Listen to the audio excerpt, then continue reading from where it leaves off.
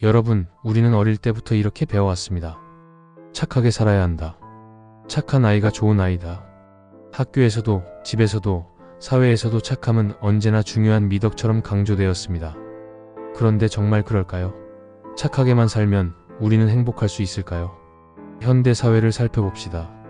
착한 사람은 종종 손해를 봅니다. 착한 동료는 늘 일을 떠맡고, 착한 친구는 부탁을 거절하지 못하고, 착한 연인은 자신을 희생하며 상대방을 만족시키려 합니다. 겉으로는 칭찬을 듣지만 속으로는 지쳐가고 때로는 무시당하기도 합니다.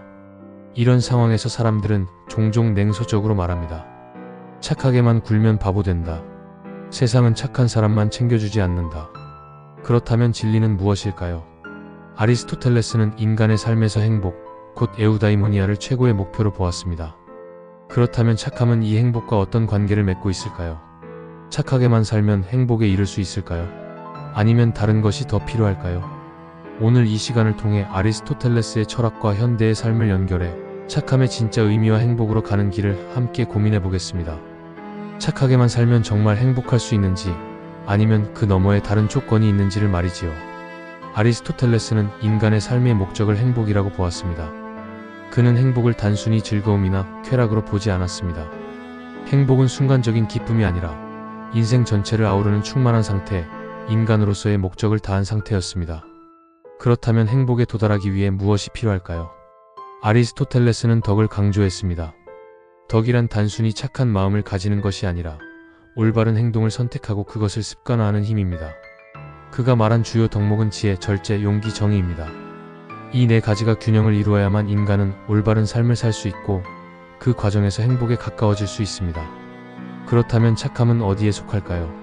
착함은 분명 중요한 덕목이지만 그것 하나로는 부족합니다.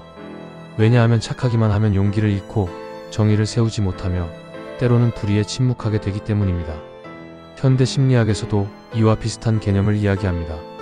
착한 사람 콤플렉스라는 말이 있지요.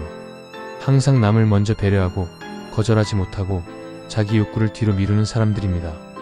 겉으로는 친절해 보이지만 속으로는 불만과 스트레스가 쌓이고 결국 행복과는 멀어지게 됩니다. 아리스토텔레스는 행복을 중용에서 찾았습니다. 중용이란 지나치지도 모자라지도 않은 상태를 말합니다. 착함도 중용 속에서 의미가 있습니다. 필요할 때는 착해야 하지만 동시에 단호할 때는 단호해야 합니다. 착함 하나만으로는 행복에 이를 수 없다는 것이지요. 여러분, 우리의 삶에서 착함은 어떤 모습으로 나타날까요? 직장에서 착한 사람은 늘 일을 떠맡습니다. 동료가 부탁하면 거절하지 못하고 상사가 시키는 일도 늘 받아들이며 결국 자기 몫 이상을 떠안습니다. 그러나 그 결과가 항상 보상으로 돌아오지는 않습니다.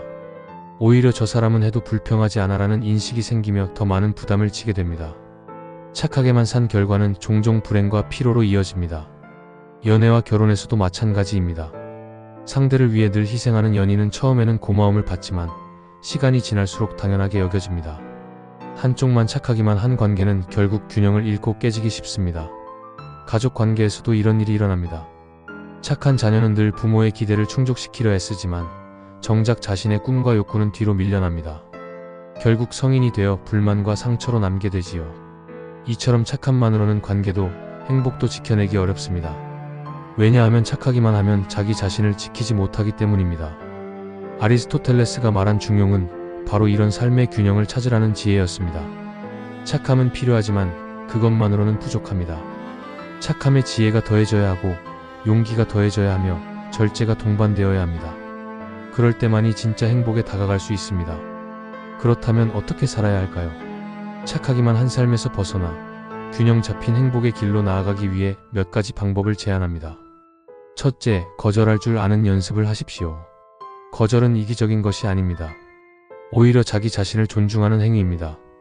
필요할 때 아니오라고 말할 줄 알아야 합니다. 둘째, 용기를 가지십시오. 착하기만 한 사람은 갈등을 피하려 합니다. 그러나 때로는 갈등을 마주하고 불의에 맞서야 정의를 세울 수 있습니다. 용기는 착함을 강하게 만듭니다. 셋째, 지혜롭게 선택하십시오. 상황마다 착해야 할 때와 단호해야 할 때가 있습니다. 지혜는 그 경계를 구분하는 능력입니다. 넷째, 자기 자신을 돌보십시오. 착하기만 한 사람은 자기 자신을 희생합니다. 하지만 자신을 존중하지 않는 사람은 타인에게도 존중받을 수 없습니다. 나의 행복을 지킬 때 타인의 행복에도 진정으로 기여할 수 있습니다. 이 네 가지는 아리스토텔레스가 말한 중용의 현대적 실천입니다. 착함에 다른 덕목을 더할 때 우리는 균형 잡힌 삶을 살 수 있고 참된 행복에 다가갈 수 있습니다. 여러분, 다시 한번 묻겠습니다. 착하게만 살면 행복할 수 있을까요? 아리스토텔레스라면 이렇게 말했을 것입니다. 아니요. 착함은 필요하지만 그것만으로는 부족하다. 행복은 착함 하나에서 오지 않습니다. 행복은 지혜, 용기, 절제, 정의가 함께 어우러질 때 완성됩니다. 착함이 그 안에서 제자리를 찾을 때 비로소 진정한 힘을 발휘합니다. 여러분의 삶을 돌아보십시오. 혹시 착하게만 굴다가 스스로를 잃고 있지는 않습니까? 타인을 기쁘게 하기 위해 자신을 희생하다가 정작 행복을 놓치고 있지는 않습니까? 이제는 달라져야 합니다. 착하기만 한 사람이 아니라 착함과 지혜, 용기와 절제를 함께 가진 사람이 되어야 합니다. 그때 비로소 우리는 온전한 인간으로서의 행복, 아리스토텔레스가 말한 에우다이모니아에 가까워질 수 있을 것입니다. 여러분, 아리스토텔레스가 강조한 중용은 단순히 철학적인 개념이 아닙니다. 그것은 지금 이 순간 우리의 삶과도 깊은 연관이 있습니다. 착하기만 한 태도, 그것은 분명 다른 이들에게 좋은 인상을 줄 수 있습니다. 그러나 삶이란 단순히 좋은 인상을 남기는 것에 머무르지 않습니다. 삶은 자신을 지키고 스스로의 목소리를 내며 때로는 세상과 맞서는 과정입니다. 우리는 종종 좋은 사람이라는 이름에 매달립니다. 하지만 좋은 사람이라는 말은 늘 좋은 결과로 이어지지는 않습니다. 오히려 착하기만 한 사람은 세상의 규칙 속에서 쉽게 소외되거나 희생되기도 합니다. 여러분도 아마 경험해 보셨을 겁니다. 열심히 노력하고 누구보다 성실히 도와주었지만 막상 성과나 보상은 다른 이가 가져가는 경우 말이지요. 아리스토텔레스는 행복을 단순히 감정이나 운으로 보지 않았습니다. 행복은 습관화된 선택의 결과였습니다. 즉, 올바른 덕목을 반복적으로 실천하고 그것이 몸에 배어 자연스러운 삶의 태도가 될 때 우리는 행복에 다다를 수 있다는 것입니다. 그렇다면 여러분의 삶 속 습관은 어떻습니까? 혹시 착하기만 한 습관이 몸에 배어 있지는 않습니까? 예를 들어봅시다. 직장에서 늘 야근을 도맡아 하는 사람이 있다고 합시다. 그는 착해서 거절하지 못합니다. 동료들이 그를 칭찬할지도 모릅니다. 정말 좋은 사람이야. 언제나 우리를 도와주지. 하지만 그 사람은 집으로 돌아가면 지쳐 쓰러지고 정작 자신이 해야 할 일은 제대로 돌보지 못합니다. 결국 그는 행복을 잃고 맙니다. 아리스토텔레스가 본다면 이렇게 말했을 것입니다. 그것은 덕이 아니라 과잉이다. 중용을 잃은 것이다.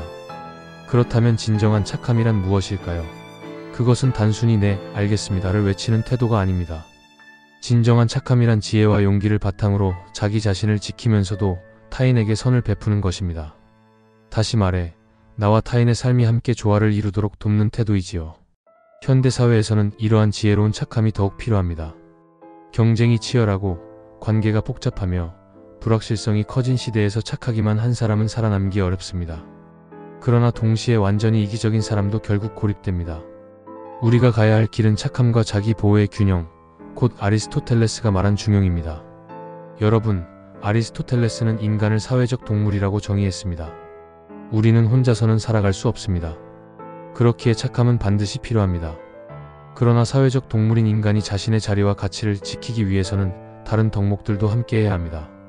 용기가 없다면 정의는 세워지지 않습니다. 절제가 없다면 욕망은 곧 삶을 파괴합니다.